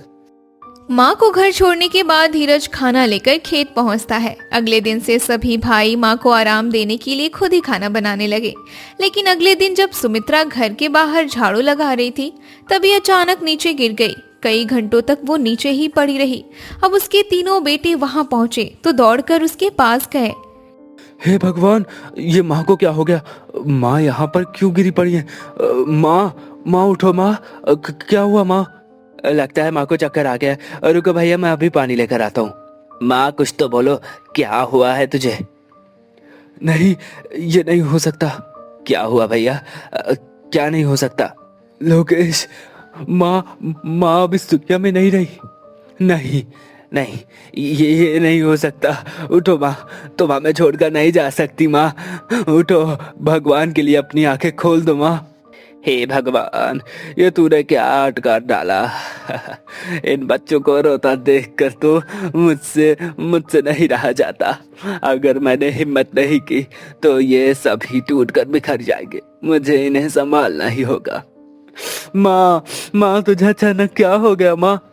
शांत हो जाओ बेटा, जो होना था उसमें सिर्फ भगवान की ही मर्जी थी। अब होनी को कौन डाल सकता है? तुम सबको हिम्मत करनी होगी। मैं तुम्हारे पास हूँ तो तुम्हें दुखी होने की कोई बात नहीं है। कुछ समय बाद सभी ने खुद को संभाला और माँ का अंतिम संस्कार कर दिया। समय बीतता गया और सभी को काम धंधे में परेशानी होने लगी। इसी के चलते बिजरपाल ने एक एक करके अपने तीनों बेटों की शादी कर दी। अब घर में 3 बहू आने के बाद जिम्मेदारियां सभी में बंट गईं। एक दिन वो तीनों लकड़ियां लेने पास के ही बगीचे में जाती हैं। अरे वाह, यहाँ तो छाँव में कितनी अच्छी हवा चल रही है। कुछ देर इस पेड़ के नीचे बैठ लेते हैं, फिर लकड़ियां काट कर लेकर घर जाएंगे। वैसे दीदी, हमारे घर में सासू माँ के ना होने से कितना सूना लगता है ना। हाँ, सो तो है, अब क्या करें, हमारे नसीब में यही घर लिखा था तो मिल गया। ठीक ही तो है हमारा नसीब। मैंने सुना है घर में सास होने पर हर काम के लिए ताने सुनने पड़ते हैं। नहीं ज्योति, हर किसी की सास एक जैसी नहीं होती। हो सकता है हमारी सास हमें बेटियों की तरह प्यार करती। अरे ये देखो दीदी, ये तो आम गिर रहे हैं। लगता है हवा की वजह से इस आम के पेड़ से आम गिरने लगे हैं। हाँ, जरा इन्हें उठाकर तो ला। चल एक एक करके चक्कर देखते हैं। आम तो अच्छे लग रहे हैं। तू भी खाना, फिर बाकी के आम घर ही ले चलते हैं। अगले दिन गांव में खबर फैली कि एक आदमी गर्मी की लू से मर गया। ये सुनकर देवरानी और जेठानी को अपने पति की चिंता होने लगी। हे भगवान, न जाने उस बेचारी की पत्नी का क्या हाल होगा। दीदी, कहीं हमारी सासू माँ को भी तो लू नहीं लग गई थी ना? हाँ, हो भी सकता है, लेकिन अब से हमें खुद और अपने परिवार का ख्याल रखना होगा। हाँ ज्योति, तू ठीक कहती है। मेरे मन में ना एक ख्याल आया है। जो आम कल हम लेकर आए थे ना, उसका पन्ना बना लेते हैं और खेत पर जाते समय हम उन्हें दे देंगे। सुना है आम का पन्ना लू लगने से बचाव करता है। हाँ दीदी, आपने सही कहा। इससे हमारी पतियों को लू भी नहीं लगेगी। ये खेतों की एक ही प्रकार की सब्जी खा खाकर तो मेरा मन ही उग गया है। अब क्या करें दीदी, हमें जो मिलता है बनाने को उसे ही बना लेते हैं। कोई बात नहीं ज्योति, अब हमारे घर की हालत वैसी नहीं है कि रोज बाजार से तरह तरह की चीजें मिल सके। हमारे आने से थोड़ा खर्चा भी तो बढ़ गया ना, तो हमें अपने पतियों की हालत को सोचकर घर में जो भी है रूखा सूखा उसी में संतुष्ट रहना होगा। ठीक कहती हो दीदी, वैसे भी पेट ही तो भरना है, इसमें क्या बहस करनी। हम सभी अपने मन को समझा ही लेंगे। अच्छा सुनो, घर में कुछ आम है ना, उनकी चटनी बना लेते हैं। हो सकता है थोड़ा मन बदल जाए। ठीक है दीदी, आप लोग खाना निकालो, मैं अभी चटनी पीस कर लाती हूँ, फिर हम एक साथ मिलकर खाएंगे। अरे वाह, ये तो बड़ी ही स्वादिष्ट चटनी बनी है। हाँ दीदी, कहाँ हम एक ही सब्जी से बोर हो गए थे, इस चटनी ने तो हमें अलग ही स्वाद चखा दिया। हाँ सही है, अब तो आम का सीजन भी चल रहा है, तो बाजार में आम सस्ते भी मिल रहे होंगे। हाँ क्यों नहीं, हम कुछ पैसे बचाकर बाजार से आम खरीद लेते हैं, फिर उनका अचार बना लेंगे। कुछ दिन बाद तीनों ने मिलकर अचार तैयार कर लिया और डिब्बे में रख दिया। लेकिन डिब्बे में रखा अचार बेस्वाद सा लग रहा था। किसी को पसंद न आने पर लोगों ने उसे मजबूरी में खाकर खत्म करना ही समझा। एक दिन ज्योति मटके का पानी सभी को देकर खुद पी रही थी। दीदी, ये जो हमारे घर का मटका है ना, किसी फ्रिज से कम नहीं है, बस इसमें बिजली का तार ही नहीं है, यही एक कमी रह गई है इसमें। अरे दीदी, आप भी ना, कहाँ फ्रिज कहाँ ये मटका। फ्रिज में हम खाना और फल रख सकते हैं और ज्यादा ठंडा पानी कर सकते हैं। इस मटके में आप उसके जैसी कौन सी बात दिख गई। सही बात है। वैसे भी अगर मटका ही फ्रिज बन जाता तो फ्रिज बनाने वाली कंपनियां क्या आम अचार डालने के लिए खुली रखती। हाँ दीदी, आपने ठीक कहा, मैं तो बस ऐसे ही मजाक कर रही थी। आप भी ना दीदी अजीबोगरीब मजाक करती रहती हो। हमारा मटका वैसे चमत्कारी है, खुद बाहर की हवा सोखकर अंदर के पानी को अपने ही ठंडा कर देता है। हवा अंदर जाने की बात से मुझे कुछ याद आया, कहीं हमारे डिब्बे वाले अचार में हवा ना जाने की वजह से तो अचार नहीं खराब हो गया ना। हाँ, हो भी सकता है। किसी चीज को एकदम से बंद कर दो तो उसमें बदबू तो आने ही लगती है। हाँ ये तो है, अगर हम अपना अचार मटके में बनाकर रखें और ऊपर से सूती कपड़ा से बांधें तो कैसा रहेगा। फिर तो मटके के ऊपर और चारों तरफ से उसमें हवा जाएगी, इससे अचार बदबू भी नहीं करेगा और अच्छा भी लगेगा। इस तरह से तीनों ने मिलकर इस बार ज्यादा अचार बनाया और तीनों मटकों में भरकर रख दिया। एक दिन उनकी पड़ोसन नैना मटके देखकर उनके घर के बाहर आती है। अरे मोनिका, ये तुम लोगों ने मटकों में क्या रख दिया। हाँ दीदी, ये हमने अचार बनाया था, जो उसी को थोड़ा धूप दिखा रहे हैं। अच्छा, वैसे खुशबू तो बहुत अच्छी आ रही है, जरा एक चखाओ तो मुझे। हाँ दीदी, अभी देती हूँ। अरे ज्योति, जरा घर में से एक कटोरी तो लाना। हाँ दीदी, ये लो कटोरी। ये लो दीदी, खाकर देखो और हमें भी बताओ कि हमारा अचार कैसा बना है। वाह, मजा आ गया, ये तो बहुत ही टेस्टी लग रहा है। सच में तुम्हारा अचार तो बहुत ही अच्छा है। शुक्रिया दीदी। अच्छा सुन, अगर कोई बड़ी कटोरी हो तो उसमें जरा थोड़ा अचार और दे देना, तेरे भैया भी जरा थोड़ा सा चख लेंगे। अच्छा ठीक है, मैं अभी आपको देती हूँ। चल ठीक है मोनिका, मैं थोड़ी देर बाद तेरी कटोरी साफ करके दे जाऊंगी। नैना का परिवार मोनिका के परिवार से थोड़ा अलग था। नैना के घर में सब कुछ स्टैंडर्ड जैसा होता था। शाम को नैना ही अचार अपने पति को परोसती है। अरे नैना, इस कटोरे में क्या लेकर आई हो? आज कुछ घर में नया बना है क्या? नहीं नहीं, कुछ नहीं, बस ये थोड़ा सा अचार था। अच्छा अच्छा, वैसे भी खुशबू तो काफी अच्छी आ रही है। रुको मैं जरा चक्कर देखता हूँ। हाँ क्यों नहीं, खाकर देखो ना। रोटी और दाल के साथ मिलाकर खाना और ज्यादा टेस्टी लगेगा। हाँ सच में काफी ज्यादा टेस्टी लग रहा है। वैसे कहाँ से खरीद कर लाई हो इसे? अरे आप तो कुछ भी बोलते रहते हो, हर चीज खरीदने की थोड़ी होती है। इसे तो मैंने अपने हाथों से आपके लिए बनाया था। ओह अच्छा, सच में काफी ज्यादा टेस्टी है। क्या बात है, तुम इतना टेस्टी अचार भी बनाती हो? मुझे तो आज ही पता चला। शुक्रिया जी, जो आपने मेरा अचार पसंद कर लिया। अच्छा सुनो नैना, मैं कह रहा था कि कल मेरा दोस्त नीलेश आने वाला है, तो उसके लिए खाने पीने का इंतजाम पहले से कर लेना। ठीक है जी। अगले दिन शैलेश रास्ते से ही नीलेश को लेकर घर आता है। चल यार कुछ खा पी लेते, फिर आराम से बातें कर लेंगे। हाँ क्यों नहीं। अरे नैना, टेबल पर खाना ले आओ। ठीक है जी, अभी लाई। और बता यार, भाभी ठीक है ना? हाँ सब ठीक है। और तू बता, तेरा बिजनेस कैसा चल रहा है? बढ़िया चल रहा है यार, बस खाने पीने के प्रोडक्ट्स की शुरुआत की, देखते क्या रिस्पॉन्स आता है। ये लीजिए, और हाँ मैं आपका पसंदीदा अचार भी लेकर आई हूँ। भैया आप भी लेंगे क्या? हाँ क्यों नहीं, बिल्कुल। अगर ये अचार शैलेश का पसंदीदा है तो एक बार मैं भी इसे चखकर जरूर देखूंगा। हाँ क्यों नहीं, लीजिए ना, मैं आपकी प्लेट में परोस देती हूँ। अरे वाह भाभी, ये तो सच में बहुत ही ज्यादा टेस्टी अचार है। क्या बात है, आपके हाथों में तो जादू है। शुक्रिया भैया। इस तरह से नीलेश को अब अचार की आदत पड़ गई थी, इसलिए वो शैलेश के घर अक्सर आया जाया करता था। एक बार जब नैना के पास अचार नहीं होता तो नीलेश उसे अचार का सारा सामान लाकर दे देता और अचार बनाने को बोलता। कुछ दिन बाद जब वो वापस अचार के लिए आता है तब, भाभी आपका अचार भी ले आना। अब बड़े दिन हो गए मैंने आपके अचार को नहीं चखा, आज तो मैं आपका अचार चखकर ही जाऊंगा। जी वो लेकर ही आ रही थी। वैसे आज मैंने अचार से ज्यादा टेस्टी कुछ बनाया है। आज मटर पनीर की सब्जी और पूरी बनी है, तो अचार को छोड़िए ना, इसे खाइए। नहीं भाभी, ये सब तो मैं रोज घर में खाता हूँ, पर जो आपका अचार है उसकी बात ही अलग है। मुझे आपका अचार ही खाना है, वो बड़ा ही अच्छा लगता है। अरे यार, नीलेश जी ने मुझे तो फंसा ही दिया। अब क्या करूं, अब मेरा वाला अचार देना ही पड़ेगा। अरे क्या हुआ भाभी जी, जल्दी करो ना, मुझे आपके अचार की तलब हो रही है। इस तरह से नैना ने नीलेश को अपना अचार लाकर दे दिया, लेकिन ये वाला अचार एकदम घटिया था, जिसकी वजह से नीलेश ने उसकी बुराई कर डाली। अपनी बुराई सुनकर नैना शर्मिंदा हो गई और उसने सच बता दिया। सॉरी जी, मैंने आप दोनों से झूठ बोला था कि वो पहले वाले अचार मैंने बनाए थे। दरअसल इस बार का अचार मैंने बनाया था, इसलिए आपको बिल्कुल पसंद नहीं आया। सच कहूँ तो मुझे अचार बनाने ही नहीं आता।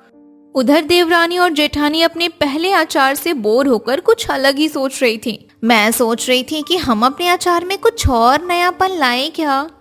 क्या मतलब दीदी? मतलब कि जो हम बनाते हैं वैसा अचार तो हर कोई बना लेता है। मैं सोच रही थी कि हम अपने मसालों में कुछ और चीजें जोड़ें, जैसे उसका स्वाद और बढ़ जाए और हमें अचार बोर जैसा भी ना लगे। लेकिन हम अचार के मसाले में और क्या डाल सकते हैं? देखो, हम एक काम करते हैं, आम के छिलके को छीलकर उसे सुखाकर पीस लेते हैं और उसे मसाले में डालकर फिर अचार बनाकर देखते हैं। हाँ, एक बार तो कोशिश करने में क्या ही जाता है। लेकिन दीदी, पहले आप एक ही मटके में अपना जुगाड़ लगाकर देखो, क्या पता सभी को ऐसा अचार पसंद ना आए। हाँ ये भी ठीक है। इस तरह से मोनिका ने एक मटके में अपने जुगाड़ वाला अचार बनाया तो लोगों ने थोड़ा बदलाव देखा। फिर कुछ दिन बाद कल्पना ने भी कुछ सोचा। दीदी, मैंने कुछ सोचा है, मैं आम की कच्ची गुठलियों को पीसकर उसे भी मसाले में मिलाकर देखती हूँ। हाँ क्यों नहीं, जब मैंने बनाकर देख लिया तो तू भी अपना कुछ बना लेना। हाँ दीदी, मैं तो सोच रही हूँ कि आपका भी अचार टेस्ट करके देख ही लेती हूँ। अरे कल्पना, तूने अपने जुगाड़ वाला अचार बनाया कि नहीं? हाँ दीदी, बना दिया, बस मैं आज खाने पर सभी को देने वाली हूँ। आप लोग भी मेरे अचार को स्वाद करके बताना। ठीक है, आज मैंने आप सभी के लिए अपने तरीके से कुछ अलग अचार बनाया है। आप लोग टेस्ट करके जरूर बताना कि कैसा बना है। हाँ क्यों नहीं, पहले थाली में अचार तो परोसो। हाँ हाँ अभी देती हूँ। वाह भाभी, आपने तो अचार में कुछ अलग ही स्वाद बना दिया है। सच में बहुत अच्छा बना है अचार। शुक्रिया देवर जी। कुछ दिन बाद जब सभी के लिए पन्ना बन रहा था तो ज्योति सबके लिए पन्ना बनाने में बिजी थी। दीदी, आज मैं सोच रही थी कि पन्ना में थोड़ा शहद डालकर देखते हैं। मीठा डालना ठीक रहेगा क्या? दीदी, एक बार शहद वाला पन्ना पीकर देखते हैं, क्या पता पसंद आ जाए। ज्योति, तुम बना लो पन्ना। बड़ी दीदी, पहले आप ही पीकर बताओ कैसा बना है। अरे, ये तो खट्टा मीठा सा स्वाद आ रहा है। अच्छा बना है यार, एकदम वैसा ही बना है जैसे मैंने अपनी कल्पना में सोचा था। इसलिए तो मेरा नाम कल्पना है, क्योंकि तू हर बात की कल्पना ज्यादा करती है। दीदी, एक बात कहूँ, अगर मैं भी इस पन्ने से अलग हांडी में अचार बनाऊं तो? वैसे आइडिया अच्छा है, अगर तूने इस पन्ने को अचार में मिला दिया तो अलग ही स्वाद आ जाएगा। कुछ दिन बाद ज्योति ने भी अपना अचार बना डाला। उसका अचार भी सभी को बहुत पसंद आया। एक दिन अचानक नीलेश उनके घर पहुंचता है। मोनिका, कल्पना और ज्योति जी, आप ही हो ना? हाँ जी, कहिए, आप कौन? मैं आपके पड़ोस में रहने वाली नैना जी का रिश्तेदार हूँ। एक बार भाभी ने मुझे आप ही के अचार खिलाए थे। मैं एक बिजनेसमैन हूँ। अगर आपको एतराज ना हो तो क्या आप मेरे लिए अचार बनाने का काम करेंगी? दरअसल मुझे आपका अचार मार्केट में उतारना है। इसके बदले मैं आपको अच्छे पैसे दूंगा। क्या हमारे अचार के बदले हमें पैसे मिल सकते हैं? जी बिल्कुल। तभी देवरानी और जेठानी के पति भी वहाँ पहुँच जाते हैं। आप कौन? ये हमारे पड़ोसी के रिश्तेदार हैं। ये अपने बिजनेस में हमारा अचार मांग रहे हैं और बदले में हमें पैसे भी दे रहे हैं। क्या तुम सच बोल रही हो? हाँ जी, अगर आपको एतराज ना हो तो आपकी पत्नियां मेरे लिए काम कर सकती है। हाँ क्यों नहीं, लेकिन हमारी घर की बहुएं काम करने बाहर नहीं जाती। अरे कोई बात नहीं, आप परेशान न होइए। इन लोगों को बस घर में अचार बनाना है, बाकी सामान मैं इन्हें लाकर खुद दे दूंगा। फिर तो हमें कोई दिक्कत नहीं है, हमारी बहुएं आपके लिए काम जरूर करेंगी। इस तरह से मोनिका, कल्पना और ज्योति नीलेश के बिजनेस के लिए अलग अलग वैरायटी में अचार बनाने लगे। उनके अचार के स्वाद ने लोगों का मन लुभाया और नीलेश का बिजनेस एकदम से ऊपर उठ गया। इस तरह से मोनिका, कल्पना और ज्योति महीनों का 40,000 रुपए कमाने लगी। कुछ ही समय में उनके परिवार ने नया घर बनवा लिया और गांव में आराम की जिंदगी जीने लगे।